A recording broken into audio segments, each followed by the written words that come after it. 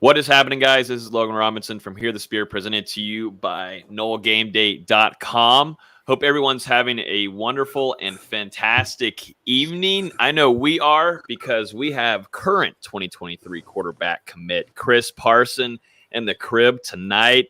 Yes, sir. What up, man? How's it going up there? No school tomorrow. What's up? Yeah, I'm chilling, man. No school tomorrow. It's been a good week for me, just working out, things like that. School's been going well, and then for it to cap off with no school tomorrow, I'm doing pretty good on this end, man. That's got to be nice. I remember being in high school, and whenever school was canceled, that was life-changing for me. Yeah, it's a good feeling. It wasn't about snow, though, and ice on the streets. It was about hurricanes and storms coming through. But yeah. It felt good, because I know I was just going to play video games until probably 2 a.m. So. That's probably going to be me tonight, video games and movies. That's what I'm on tonight, man. So we'll talk about the NCAA, because I'm sure the fans want to know about the road to glory. Oh yeah. So Dustin has me on Snapchat, so like he's been watching it, but I'm dialed in.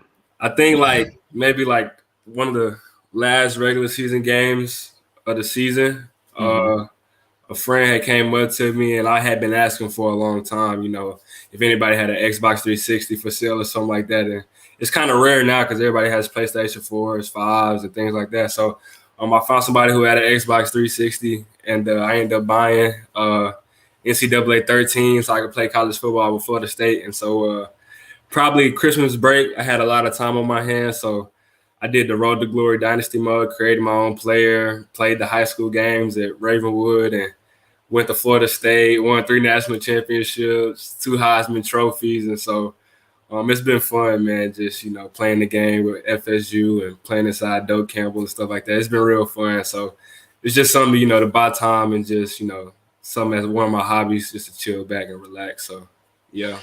Nate, did you have NCAA EA Sports back in your day? I don't want to bring up anything too, hurtful, but did they have that back in your day? Nah, man. Back in my day, we had Atari and, all that kind of stuff. Of course, dude. Well, come on, man. So, Chris, the joke on here is that I'm old. I was starting to see that. I could tell by that question. I was starting to get that feeling. But the thing is, these young cats don't know that. Put me on the controller, whether it's Xbox, PlayStation, Sega Genesis. I don't care. I'm gonna smoke anyone in the NCAA. Right. That's a bet. That's a bet. For sure. So, What did you turn last week, Nate? 44. You don't look. I look a day above 20. Okay. Just birthday, man. No, man. But I was playing that back when, I used to just throw Peter Work outside screens to just dominate people. 6. That's easy. 6. Yeah. Just a straight out bubble screen to Peter Work, and now it's a touchdown every time. Yeah, for sure. That was pretty much the thing in real life too. With Peter Work, man. But I stopped playing Xbox when they stopped making that game, so that's the only reason why I had Xbox. Yeah, same for me. I tried Call of Duty. My wife bought it for me for Christmas one year. Okay. It lasted about 25 minutes. I threw it out the back window because I kept getting killed. That's funny. Those aren't my games. I'm more like Madden, NCAA. That's it. Yeah, that's the same with me. I hopped on GTA for a little bit. Yeah, and I played it like one summer, but Madden, that's my game right there, man. And then when I got NCAA back, I've been on that heavy. So Madden's kind of like second place right now, but yeah, Madden, NCAA, those are my games, man. The football games for sure. Yeah. Well, with us this evening, VZ just joined in. He's on an incredible losing streak to any kind of venue he watches a Florida State athletics game. I mean, it is absolutely unbelievable. I mean, you're on now. What is your streak? Because it includes football, too. It includes football also. Oh, I didn't think about that. No, it includes the Clemson game. I think it's 5 or 6. If we're including football, I think it's on 6 because Notre Dame at Wake. At Clemson, both football and basketball, South Carolina basketball, and Georgia Tech basketball. It's bad right now. Chris, we gotta stop letting him go to games. Need you to stay at home, bro. Please. or we gotta have the kid Kaysen. We gotta have the little kid Kaysen come watch the game with him. That might fix it. Yeah, for sure. No, what's happening is that the galaxy's realigning. Nate, I don't want to hear your theories about basketball is going to be garbage. Successful together. Basketball is going to be garbage again. So football to take its rightful place. Okay. Yeah, that's what's happening. Okay. For sure. Football is taking its rightful spot back to the elite. And the new blood thing was fun. It was cool, but it's over. For sure. I like that. I like that idea right there. That's a good way. I do not like that idea. I do not.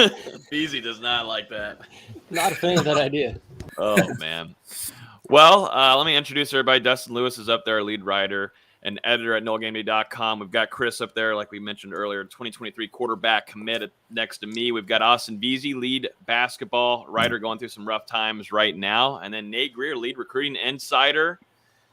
We're here, gentlemen. Been looking forward to having Chris on for a while now. He just wrapped up a visit not too long ago where we went and interviewed him and got to see him hanging out with tow cars. That's probably where I'm going to start it off, Chris. Talk about maybe your visit, how it went. You told us afterwards that felt like you were royalty. It was a lot different than what it was the past season. This was a real deal. Yeah, man. That was my favorite visit. That was the best visit I've ever had. It was even better than the visit that I had in June before I committed. The visit that made me want to commit to Florida State. And so, but yeah, it was awesome, man. Just getting back to Tallahassee, being with the coaches, getting to spend time with Coach Tokars. It was great, man. I spent time with AJ Duffy. I was in his dorm just chilling with him and things like that. We went out to go eat. Got on the board with Coach Tokars, Coach Atkins, the photo shoot, being around with other players, getting the tour. It was awesome, man. I enjoyed my time down there for sure. And yeah, it was a great experience for my whole entire family, and I'm ready to get back March 5th for sure. So I want to ask a follow-up question. The question that's been in my mind is, that video that came out. Shout out to FSU production. It was a nice. Forrest did his thing on that, man. Yeah, that was real nice. Yeah, and I want to get right. I want to get right to the Kobe quote, because I've retweeted that a few times. Oh, yeah. So is that something that you've used before? Is that the first time because you said it was just like it was an everyday thing for you? Mm-hmm. So this kind of like how it all went down. So Coach Tokars and I, we talk a lot. And so we were just talking one day and I said something about Kobe, and he kind of like opened up more about it to me, how he admires Kobe as well. So like we were just talking about Kobe, and then another time we were on the phone, he was just giving me the rundown of what the visit was going to be like. And he was like, you're going to do this, we got this planned out. Is there anything you would want to do? And then he brought up the video and like the pictures and photo shoots and things like that. And he was like, you have any ideas? I was like, yeah, I got the perfect idea. So I texted him like the Kobe quote. And then I went and found the video where I had saw it from. It was like a TED talk that Kobe was having. Yeah. And so that just popped up in my brain. I was like, that would be super dope. And then this is without me like even knowing, about like Forrest and how he was going to do the whole video. But once I told Coach Tokars about that, he kind of got back with them, with the media crew. And then that's when you saw like during my photo shoot, I was taking pictures with the Davey O'Brien trophy, Jameson's trophy, doing the pose like Kobe, laying on the ball and things like that. So I had chose to do that quote. I felt like it would be good as far as recruiting and things like that. I figured a lot of recruits were going to see this, with me posting on Twitter and Instagram. So, but yeah, I feel like it was a really great idea. Forrest, like I said, he did a real good job on the video. That video, man, it's hard. So, but yeah, I've watched it so many times, man. It's super dope. And, but yeah, that was just something that, I kind of had come to my brain. I told Coach Tokars about it, and he made it happen. So. Yeah. How's your relationship with Tokars? Obviously named as the quarterbacks coach there in Tallahassee. How is that relationship building? We saw y'all go off to lunch like you had mentioned, and spending some time with some other staff members. But how is that building the relationship? Because you go from Kenny Dillingham, which you were also close with too, and then you move over to Tony Tokars. How is that relationship going with him? It's been awesome so far, man. Coach Tokars, that's my guy. I had a good relationship with Coach Dillingham, but I can say like as of right now, like my relationship with Coach Tokars, man, it's grown tremendously. Like him and I, we were cool. We talked a few times. I had got his number back when I visited in June, and he was just, sometimes Coach Dillingham might be busy, just hit me up and things like that. And there was other times where I called throughout the year. I call Coach Dillingham, and he'll be busy, so Coach Tokars will answer the phone, and I'll talk to him and things like that. Then I was with him, after the Miami game. We were just chilling in the lounge talking. But, ever since he's gotten promoted, him and we've been talking every day, FaceTiming almost every other day. I was actually supposed to call him today after school. I forgot. So I'm going to probably hit him up after this. But yeah, the relationship's been great, man. He's super cool. I feel real comfortable, around him and things like that. And it's been great. And I'm glad that he got promoted to QB coach, and I can't wait to, get up there and learn from him even more. Yeah. What about Coach Atkins? How was it spending some time with Florida State's new offensive coordinator when you were down here a few weeks ago? And I enjoyed that. Yeah, I enjoyed that as well. Coach Atkins, man, he's good people. I've talked to him on the phone multiple times. I remember when I visited the first time in last June, and just being around him, it was always fun, just being around him. He was like the life of the party. And so once I got there, a few weeks ago, it was the same thing, man. Coach Atkins, he's good people. He came up to my school, chopped it up with him again, just spent time with him. He's great people, man. I'm excited to one day play for those two guys. And yeah, like I said, he's real good people, man. I love being around them, just talking to him and things like that. And my relationship with him has gotten better, ever since he's gotten promoted as well. Before I get to Khalil's question on here, and also donation, what really do you think makes Coach Atkins stand out? Because we hear kind of general things. He does a great job. He's building relationships. But what really is making him go to where he's going outside of his position group and able to grab guys or at least help reel them into Tallahassee? What is the difference with Coach Atkins now also being promoted as a co-offensive coordinator heading into this season? I feel like this is it's the way he connects with the players. I've heard, multiple players, they gave me the rundown on Coach Atkins and things like that. And none of them were wrong. I heard nothing but good things about him. And just being around him, it all translates. He connects with me really well. He knows how to talk to me and things like that. And he's fun. He's fun to be around. He's not boring. He's not lame or anything like that. And he also knows what he's talking about. So, when you get all those things, built in one, that's a perfect match for me. And so I feel like his connection with the players, just with him being, on a coach's standpoint and also as a friend standpoint and things like that, I feel like it correlates well. And I feel like that's played a big role in him being able to, recruit guys and, kind of bring the whole offense together, with him being the O-line coach last year, but now with him being the offensive coordinator. So I think it's a perfect match with him, being able to connect with players and things like that. Mm-hmm. It's a good question here, and also appreciate the 20 bomb from Khalil. He's saying Parson is criminally underrated talent. I did see the Max Preps post on your IG story too. I might bring that up here next. But Max Preps left you out of the top 10 in that rating there. Then don't worry, Nate. The next year he'll do his advocating for you, and he'll make sure that the campaign. I'm a great advocator, dude. Don't worry about it. I'm the reason why Travis Hunter ascended to number one in the country. Okay. People finally listened to what I was saying about him being, the best player that I had ever seen. Mm-hmm. I've been doing this probably for almost longer than you've been alive, but probably, yeah. But he's special talent. It sucks what happened, but before I get too fired up about that. No, I was going to go in. So the question here, Khalil's asking you, who are some of the teams outside of FSU's normal opponents that you'd like to play against for a championship when you're at FSU? That's or I shouldn't say championships. I shouldn't say championship. I should say championships. I should say. That's a good question. That is. Man, Alabama for sure. I feel like with Nick Saban being there, they're always going to have great talent, and they're always going to get coached up well. So I feel like that'll be a really good opponent.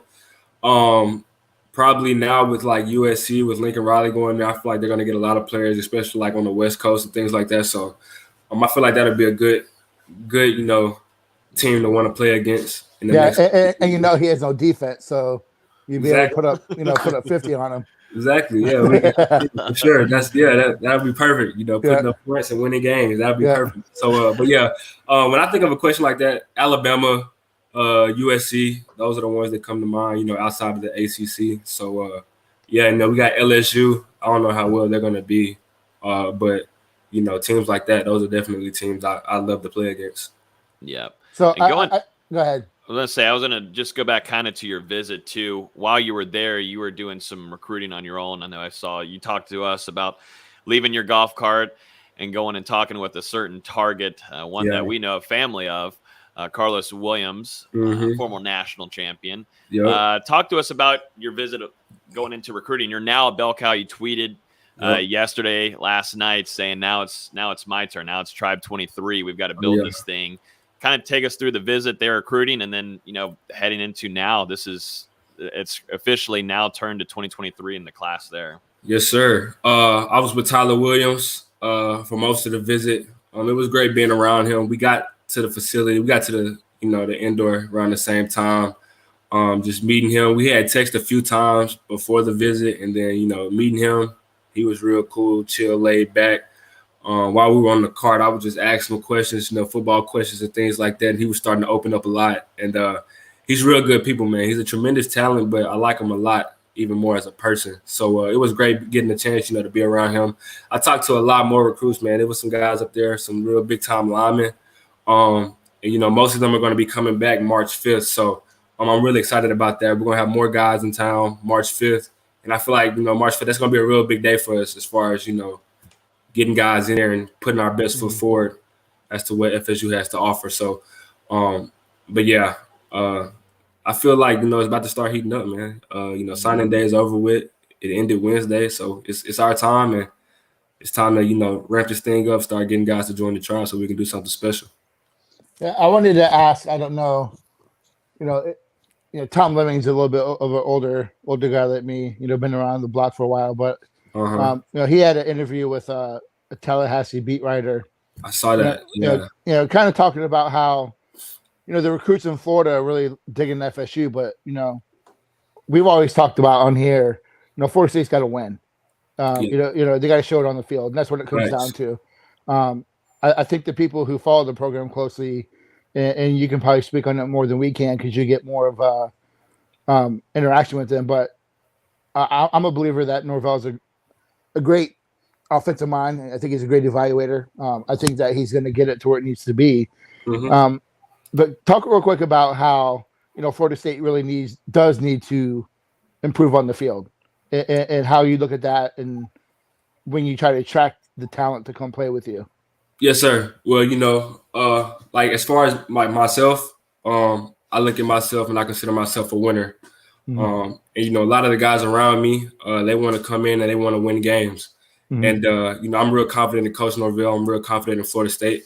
I feel like this year, with his third year being there, I feel like we're gonna have a really good season, especially with the transfers that we've gotten in so far. And with a lot of the guys in 2022 graduating early and already enrolling. So I feel like it's gonna be a really good year for us. And I feel like we're gonna see a lot of guys hopping on to Tribe 23 once they see us win football games. And so for us, we have to go out there and we have to produce. I have no doubt in my mind that Coach Norvell and the rest of the staff, they're going to get that done. I believe in the players that's there at Florida State already, and I'm excited to see what happens this year. And I guess my follow-up question is that, I know Dustin and I talk to recruits more than, the other guys on here, but, it's a lot of comments about the energy the staff brings compared to other schools, and that's not a knock on other coaches. That's not a knock on other programs, It's just a constant thing that we hear is that, how active and how energetic they are. Right. So, like, Norvell getting these guys on campus, it gives them an opportunity to kind of present and show what he's really about. Absolutely. I can second that. Florida State, really big on energy, and I feel like that plays a big role in recruiting. I know I felt it for sure when I came and visited last year. With the whole staff, out there waiting on me. Like once I got off the golf cart, I just felt it. Like it wasn't like any other visit I had before that, and there was no visit that I took after that that stood a chance. The feeling is just different, and this whole staff, it's just great energy with everyone. They show a lot of love. I won Offensive Player of the Year in my district here in Tennessee, and I remember having like the whole entire offensive staff text me like at different times personally, just congratulating me and things like that. So I definitely feel the love. I feel like that's a big part of Florida State and what they're all about. And the energy is really important. And I feel like that's going to be, a big factor in us getting players. And I feel like that's going to be a big factor in us winning games in the future. Mm-hmm.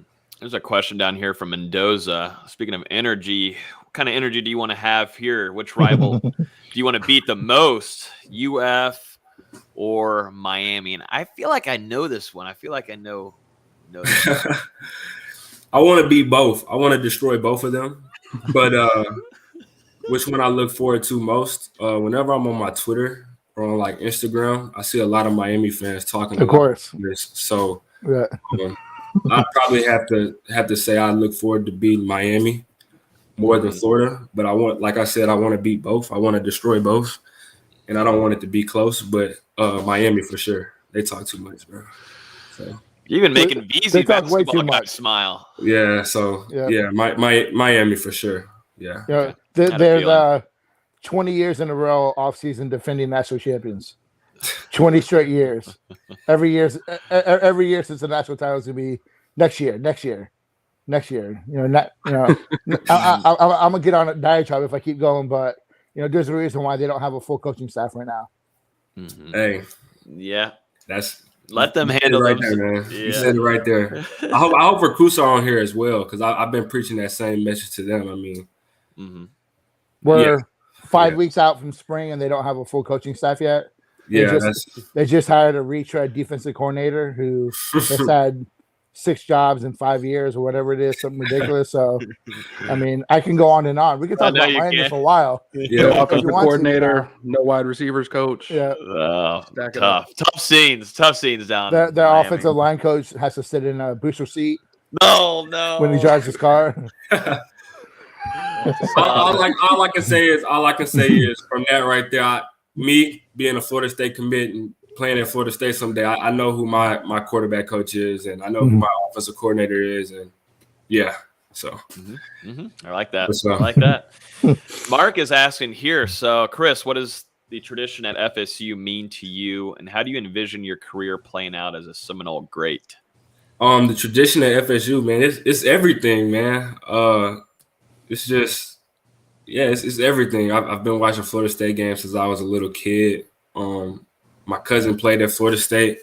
I remember being 7, 8 years old. My dad used to show me this video. He showed me this video one time on YouTube. It was like a highlight mixtape of Warwick Dunn, Dion, Peter Ward, and my cousin. And I kid you not, I watched the video probably like 5 times every single day for about 3-4 years. Like the song on the highlight video, I know it word for word now. It's one of my favorite songs ever. I just watched that video, man, and I kind of knew then I was like, I want to play at Florida State. Like it's just something different than the tomahawk chop. Like I've been so invested in this for such a long time, man. It means everything to me. And with the great quarterbacks that have played at Florida State, with Charlie Ward, Chris Winkie, Jameis. I kind of look at it for me like, Kobe with the Lakers. Like there've been greats that played before Kobe, but, he has to go up there and has to, build his own legacy, which he did. And the way I envision my career playing out at FSU, man, I want to be looked at as the best quarterback to come through Florida State. It's been some great ones. I want to look at myself and be considered the best to ever come through. I want to win Heismans. I want to win national championships. I don't want to lose. So, whenever I think of, how I want my career to play, I want it to be nothing but great things. And I want to just make an impact and leave no doubt whenever I leave that, hey, he came in and he did something that we've never seen before. So, yeah. What does Florida State got to do to get T-Buck back in tally? Man, I don't know. That's a Coach Norvell question. I'm not so sure. We've had T-Buck on here, and he was still at Mississippi State, but he did his recruiting a lot in Tallahassee. But he did mention, he said he's no-blooded. It's in our intro of the podcast. He's no-blooded. Yeah. He said a lot of positive things about Florida State. Yeah, Tallahassee. People don't know this, but back when I was, when I dropped my top 8, he was talking to my dad, a lot, and he was just like, man, like Florida State, man, like, and this was back when he was at Ole Miss. He was like, Florida State, like I'm not gonna tell him what to do, as far as his decision, but I know I really love it if he was in an FSU uniform. So he's been nothing but supportive, man. And, with me being a Florida State commit now and our whole family on that side of the family, they've been showing a lot of love and things like that. So, yeah, it's been awesome, man. It's been awesome. So that Michigan game, I was like 12 years old. Yeah. And I remember I was watching it with Michigan people. And when he picked that pass off, I think that's the first time I really was like talking legit smack talk to people who I've never met before. Yeah. Doing the hollering when he picked that pass off. Yeah. I've watched that video a lot of times with him picking it off. I think he caught it on Desmond Howard when he picked it off. And just making a big play, man. That's when you come to Florida State, you got to make those type of plays to be considered a legend. And, he did those things. So hopefully I can get up there and, second that. Carol's asking on here, are you enrolling early? Do you plan on early enrolling to Florida State? I do plan. I will be enrolling early. Around this time next year, I'll already be in Tallahassee. I've been ahead of my classes since freshman year. I was taking high school classes in 8th grade. My dad was he saw it before I did. So, I've always been in advanced classes, knocking classes out and things like that. And it's starting to come to an end for me. My senior year next year, I have a real smooth schedule, pretty much just, playing football and getting ready to get to Tallahassee. So, I'll be enrolling early. I'll be an early graduate. And, I'll be in Tallahassee come January. When did you know that you were gonna, like, truly know that you were gonna play in the next level? Like when did it come together for you that, hey, this is gonna be a real thing for me? Oh man, that's a good question. For me, like football, ever since I was 6 years old, like it's always kind of felt easy to me. So like, I kind of just envision myself like, hey, I'm better than these guys, and then. People used to be like, well, when you get to middle school, it's not gonna be that easy. So I'd be like, okay, bet. And I'll just work my tail off and just train. And my dad would have me working out and he'll get me with the right people. And then I'll get to middle school and then boom. And then they're like, oh, when you get to high school, it's gonna be tougher and things like that. And I just continue to put in work. And then, here we are now. So I feel like I kind of knew I was gonna be able to play at the next level when I was in like 7th, 8th grade.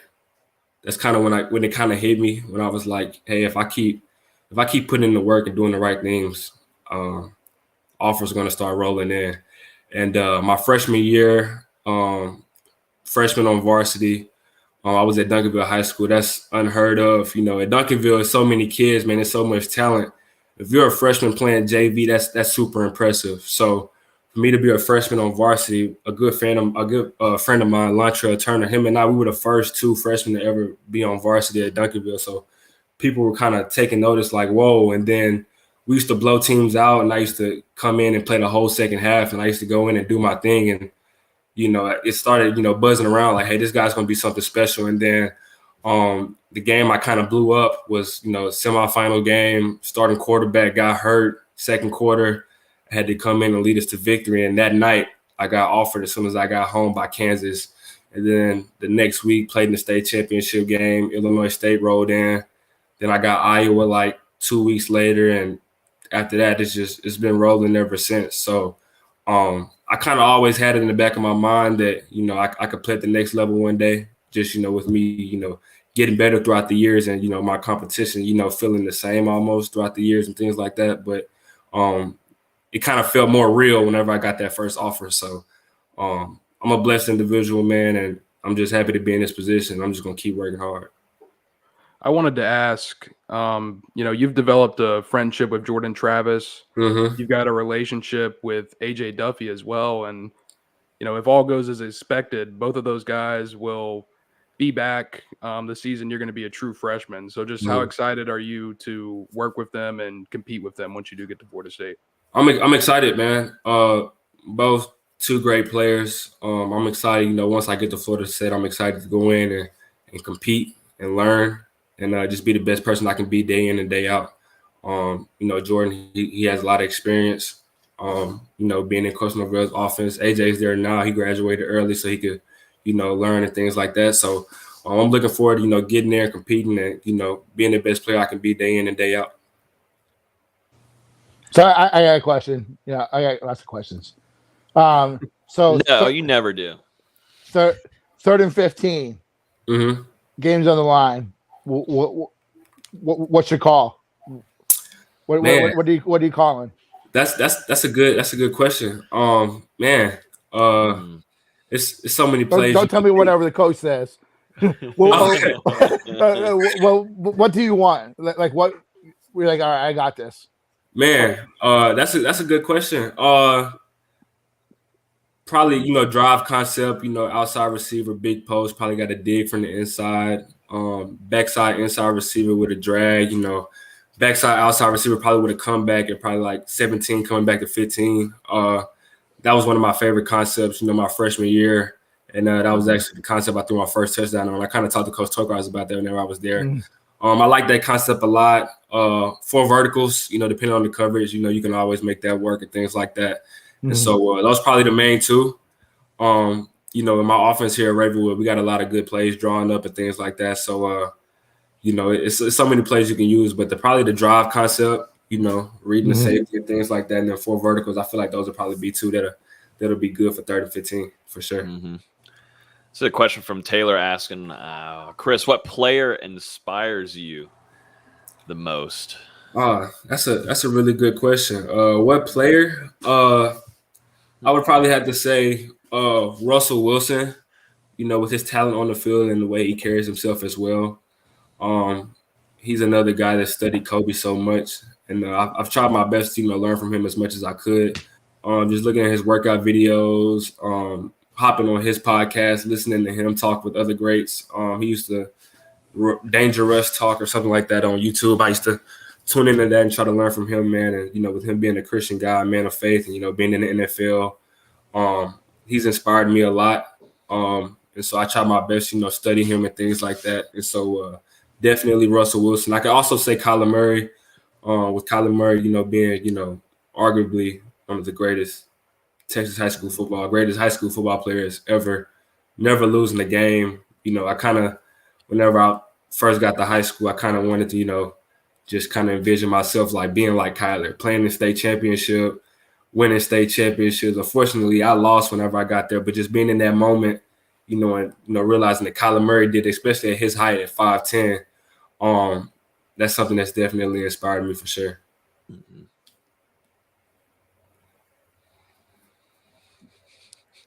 We lost Nate. Nate had all the questions, I thought. Yeah. I thought Nate had all the questions. He's back. There's plenty in the chat for you to pull up. Yeah, what they talking about in the chat? I'm back. There's a ton that you can go and answer this NIL one, because I think this is pretty big right now with all this stuff going on. But how about NIL to you, Chris? How much, this is still fresh to you. It's fresh to everybody. But how much does NIL play a factor in your recruiting?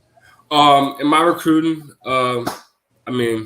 it plays a big factor, but no school can sway me with money. I know where I want to be. So as far as NIL, I'm only talking to Florida State about NILs, and I've been discussing this with my family, and they've been helping me out a lot with this, because it's about to be here, soon enough, and so we've just been trying to learn and things like that, so I can make the best decisions for myself and put myself in the right positions and things like that, and do what's best for me.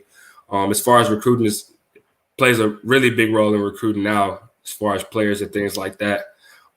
It's the name of the game now. College players are allowed to make money off their name, image, and likeness. So I feel like it's going to play a big role in recruiting, especially with getting players and things like that. It's changed the game tremendously.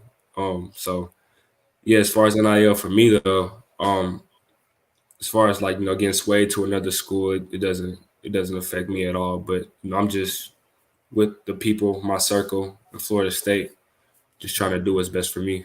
It's about time though that kids in college get a chance to make money, because it's so regulated. They can't work when they're in season and all this stuff. It's about time that that players that play in these big time programs that make hundreds of millions of dollars can make a little bit of money in order to support themselves. Exactly. Yeah, it's been a long time coming, man. And the universities, they make a lot of money, with fans, paying tickets, and things like that to come watch us play. So I think it's only right that, we get a portion of that as well.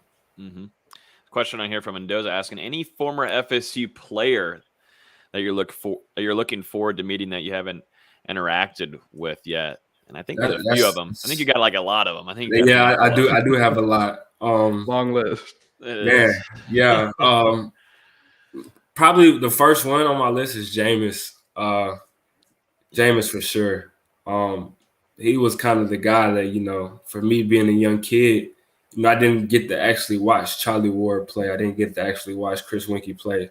And so it kind of, for me, it went Christian Ponder, E.J. Manuel, and then Jameis. Jameis was the one to, bring Florida State to a national championship and things like that. So he was kind of the one that I looked up to a lot whenever I was growing up and things like that. So for sure, Jameis. I've been in contact with Charlie Ward a lot lately. I was blessed to get his number earlier this week, and he's been a great mentor for me already so far. We've texted almost every single day. He's giving me words of advice and just us chopping it up, just talking and having a regular conversation. It's been great. DeAndre Francois, I met DeAndre when I came to a Florida State camp when I was in 7th grade. And then I came the next year, and then he remembered me. And then after that, we just connected on Instagram.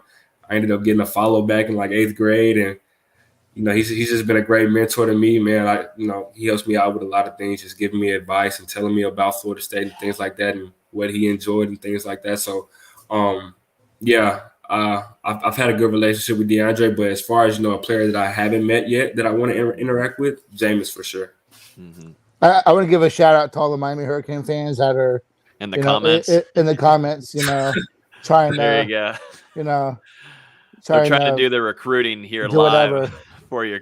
We already addressed that, Alice. Yeah, you gotta back up the YouTube. You gotta back up the YouTube stream and hear what Chris said. Come to Miami. I like to have a talk with the QB coach first. They don't have one. Never mind. Damn, Alice. Tough scenes. Well, we usually have, Miami fans usually don't have anything to do because they're not usually at the school that they're fans for. So they come onto YouTube lives and rile everybody up. But it's good. It adds up the view. I'll decline. Yeah, no, I'm here for the analytics, baby. Keep bumping it up. But make sure you hit the like button though first before you. Who's the right now? Because targets change. Guys shoot up onto the radar. All that stuff happens. It's a long cycle. But who are like 3 guys you really want to see join the Tribe 23? Who do you want to come play with you? Jaylen Brown, Santana Fleming, Hakeem Williams, 3 big-time receivers. When you look at Jameis when he won a national championship, he had guys around him that could make plays. He had Kelvin Benjamin, Rashad Green. He had guys like Kermit Whitfield, Travis Rudolph, and things like that. So, and then including the linemen, man, you can't even forget about the linemen. We got a good group of linemen in the class of 2022. Looking to do the same thing for 2023, but Jaylen Brown, Santana Fleming, Hakeem Williams, Tyler Williams, those they know what the deal is, man. Yeah. For us to do something special, if they want to do something special, Florida State is the place to be. I want to play with those guys. I've been recruiting them heavy. I've been doing my part. And now it's just up to them to make the decision. So Jaylen Brown is Jamar Chase 2.0. Man. Straight beast. No, he is, man. Like he's special. If y'all haven't watched his highlight film, man, like he's special. Go check out Jaylen's highlights from this past season.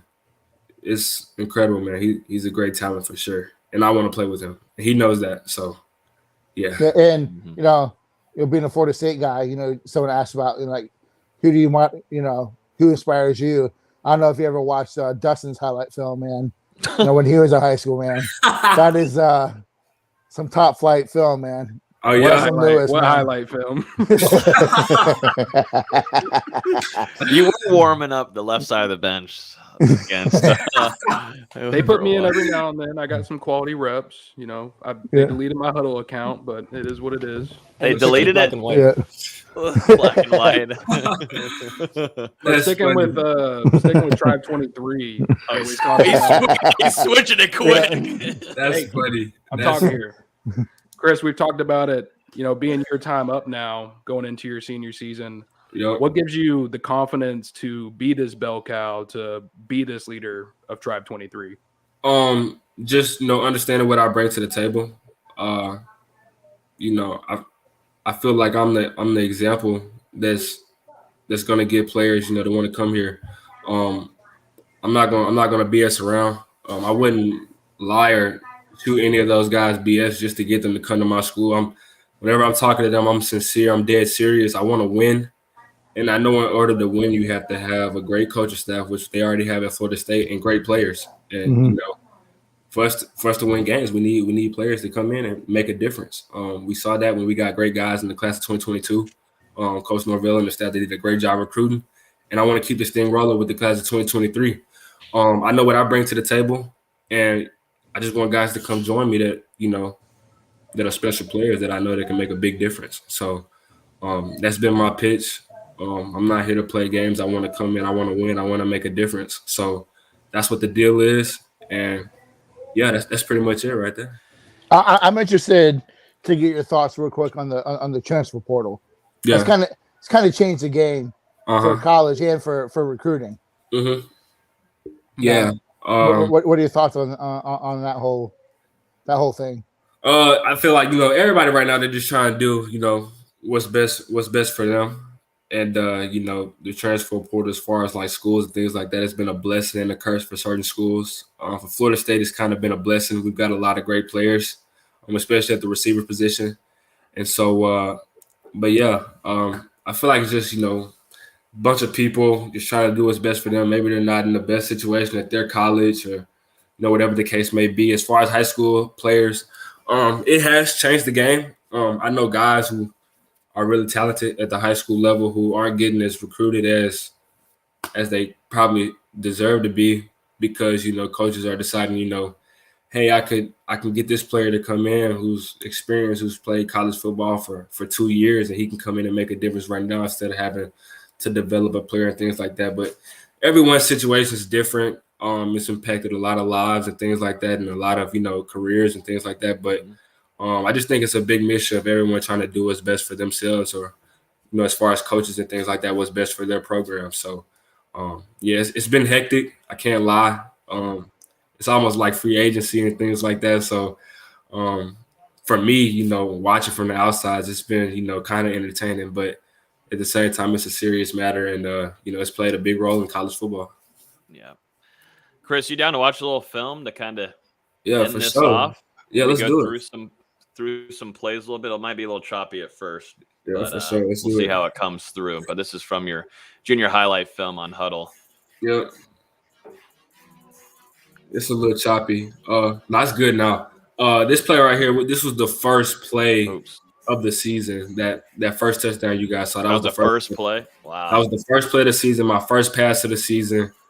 First pass at Ravenwood. Yeah, first pass at Ravenwood, touchdown. Crazy moment. I'll never forget that moment, man. The crowd was so loud. It was hype, man. I felt like I was back in Texas, man. The student section was going crazy. It was awesome, man. So, but yeah, we made a lot of good plays this year. Had great teammates around me. Who's 7? We got to shout out 7's name. 7. That first touchdown. Blake Irvin. That's my dog. Blake Irvin, man. Real talented. He's about to catch a touchdown right here, too. Super talented guy. Super smart guy. I enjoy playing with him. One of my closest teammates. I enjoy playing with him for sure. He gets open, man. Oh, yeah, for sure. He gets open. No doubt. Really chop. So, I know you get ready to leave us, but I got one more question. What's up? Boneless or bone in? Bone in. Bone in for sure. Bone in. Thank you. I can't. My brother's a boneless guy. I can't do boneless. Like you're basically just eating a big chicken nugget at that point. A fried chicken tender. You know what I mean? I like the bone in. It makes it feel like an actual wing, not just skin. I guess. Dustin and I are about to change the game. We're boneless buddies. So boneless buddies. Couldn't talk. Yeah, I couldn't. Nah. Nah, we ain't joining that. Trust me. I couldn't do that. Happening. Nah. We're gonna get you a shirt, man. Come on. A shirt. Talk about this play right here real quick, because this one you were able to hang on to this one for a while, and you ended up throwing this, which I did not see this coming. Yeah, this was a crazy play. It was 14-14 at this point. I think it was like 3 minutes left in the game. Offensively, we had been struggling the whole night. We had been shooting ourselves in the foot, and then defense stepped up big time throughout that game. We needed to score. We had a play called. I just rolled to the left. It kind of wasn't open. Then I saw Lee. He was open, but he turned around to break off his route. And I just wanted to extend the play. As I'm close by the sideline, my head coach was yelling at me. He was just like, throw it away, throw it away, throw it away. And I could literally hear him right there telling me to throw it away. But I saw Lee Mollett last minute. He just signed yesterday at UConn. Talented player, man. Loves playing with him. He's super smart. He knows where to get. He knows how to get open. I saw him. I believed in him, gave him a shot. And as you see, he made the toe tap. Yeah, he's got toe tap. Yeah, toe tap. Got both feet in, caught it, and was just so calm about it, man. He's such a great player, man. I enjoyed playing with him, man. So I'm gonna miss him next year, but yeah, that was a crazy play, man. We needed that play. That play right there saved our season for sure. First round. Yeah, I'm sure the coaches were, patting that helmet after. Oh yeah, it was one of those what are you doing? What are you doing? Yeah. Oh yeah.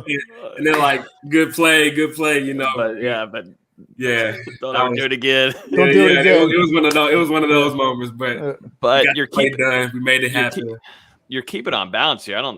I forget the frame right there. I mean, you're setting back up. You're getting off of your the dude hind tried leg. to trip me. Yeah, he tried to trip me. I see. So I just. But you're able to. So you're myself, like this. Yeah. You're switching quick. Switch. Boom. Look at that.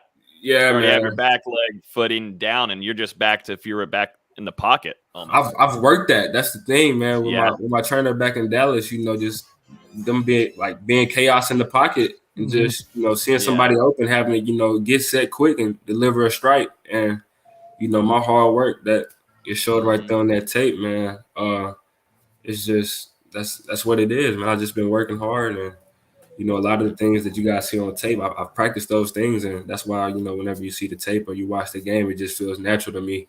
So, but yeah, that ability has to be there for, in my opinion, quarterbacks. On the next level, especially the pros. Absolutely, you got to be able to throw at any angle. Got to be able. You got to be able to adjust. You got to be able to. You're not gonna be able to step into every throw. You got to be able to. Right. Yeah, I've been. You got to be able to create. Right. I've been working on that since my freshman year. My trainer kind of saw it before me. He was like, "Yo, by the time you get to the league, man, these guys are gonna be super athletic, man. It's not gonna be the same old 7-step drop, sit in the clean pocket, deliver the ball." So, I've been working on that, and it's starting to. You look at guys like Aaron Donald now. Like Aaron Donald, he's insane. It's no quarterback, whenever you're playing against the Rams, you're going to just be sitting there in a clean pocket, especially with Von Miller on the other side. So being mobile, being able to make plays and make, weird throws at weird times and things like that with people grabbing you or people in your face or getting hit, taking a shot, it's all a part of the game, man. So I've been working on that, getting ready for the next level. And so yeah. You're a Rams fan because I saw you starting to mention. You were just about to mention the whole roster there on the team there. Yeah, good. But yeah, I'm a Rams fan. Super Bowl. You've got Cam Akers, you've got Jalen, of course, and on the other side, you've got Auden Tate. But how you feel about the Rams going into this one? I'm pretty confident in the Rams. I feel like that defense, man. It's deadly, man. You got, like I said, Von Miller. You got Aaron Donald.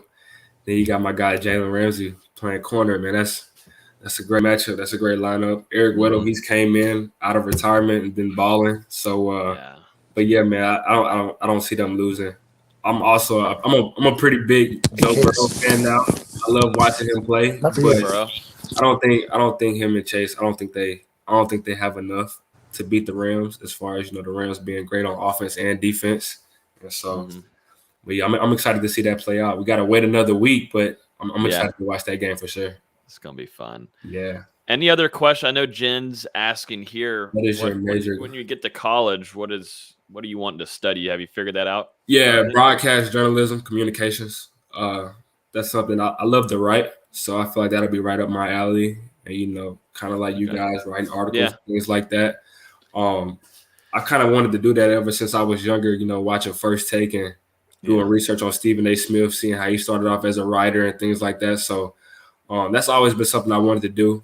And then working on ESPN or something like that, that'll be perfect for me. Being able to write, talk about sports at the same time. That's two birds with one stone. So that's something I definitely want to do. When I visited a couple of weeks ago, I was talking to, the people, that are over the education, and they were kind of, giving me insights and things like that, talking to my family about that. They talked about that last time when I visited in June as well. So we got a pretty good plan. They understand what I want to do once I get to Florida State, and they're already working on it. Mm-hmm. Well, we're always looking for writers, so hit my line. Hey, and then with us doing a journal now, man, it's starting to all. I know Dustin's already working you in there. Trust me. Yeah, Dustin's man, it's reeling you in. It's reeling you in for content. Ask Dustin where you got the idea from. Where you get the idea from, Dustin? I had it in my own head before I even met him. No. For sure. He just happened to have the same idea, and then we met at some point. Oh, okay. I'm the originator. Just ironic. I did it with Lonnie Pryor back when he was a senior. Okay. It's fun though because it gives people a little inside view. Kids, at your level of ball and things that you're going through, it gets a little inside view of what you experience. I like that. It's almost like with YouTubers like vlogging. It's kind of like that for me in the way that I want to do it with writing and things like that. So, it's been awesome. And I guess I'm considered a Florida State writer now before I'm a Florida State quarterback. You got your own profile and everything. You got a picture on there too. I mean, damn. Dope, man. We're doing the thing, man. We're doing it, bro. Got another one coming out in a couple weeks. So, we're going to have one coming out for the month of February. We're just gonna keep this thing rolling, man. It was fun doing it, for the month of January and things like that. And we're gonna keep this thing rolling all the way until December, and then January once I get to Florida State. So, y'all stay tuned for that, and it should be fun. I'm excited. Yeah, y'all definitely go check it out. It's on our website. If you just search on Google whenever the podcast ends, Chris Parson SI. Really, it should come up pretty early on there. Yep. But I was putting your IG on here. If you want to shout out any kind of socials, follow the IG. Yeah, follow me on Instagram, man. Y'all see the tag right there. 9.1K. I'm trying to get to 10K, man. So, FSU fans, y'all see it. Y'all go holler at me, man. I'm just. Should I bring this up? Hold up. Is that pause? Yeah. Did I pause it? Yeah. There was Max Preps. They put out their top 10 in the country. And that seems like they got a lot of work to do. They got some changing to do. They say this, they say that. We're going to see. Are you gonna try for Elite 11? Are you gonna do those camps? Yes, sir. I'll be there. I've been training for that. That's part of the reason why I'm not playing baseball or basketball this year. Just training for that. I'm just doing track this off season, so I'll be running track and then just training for the Elite 11. That's what I've been on, just quarterback training, things like that. Changing my diet, eating better, eating healthier, working out 2-3 times a day. Had track workouts this afternoon after school. In the mornings and things like that. I get up, I wake up at 4 o'clock in the morning. I'm at the school at 5:40, working out with my teammates. Then after school we'll have track workouts. The receivers and I will stay after track and we'll throw routes with each other and things like that. Then I'll go after that workout, take some time off, knock out some homework. 7 o'clock, I'm back with my speed and agility trainer, working out in the gym and things like that. So we've been putting in work. That post that y'all put up there with the top 10 quarterbacks, stuff like that. Motivation. That's why I'm working. That's exactly why I'm working. Sure enough, time's gonna tell. It's gonna be a point where everything's gonna be laid out in front of everybody for the world to see, and the real's gonna prevail. So that's all I got on that. I gotta step away real quick, but I gotta ask this. We get kind of some flack by FSU fans because some of our podcast visitors, we've had some guys decommit from FSU. So you're gonna break that streak. that's our Madden curse, Yeah, for the streak's gonna be broken, man. People like to, I see it a lot on Twitter. They like to mention, former guys that were committed to Florida State decommitting and things like that. I don't think any of the guys that were committed to Florida State or the guys that decommitted have been as bought in that I've been. Like, This isn't just something like, oh, I got recruited, I got offered by Florida State, I got recruited, I'm committing, I'm gonna take my official visit. Like, this has been my life since like a kid. Like, my bed sheets, like my actual blanket is a Florida State blanket.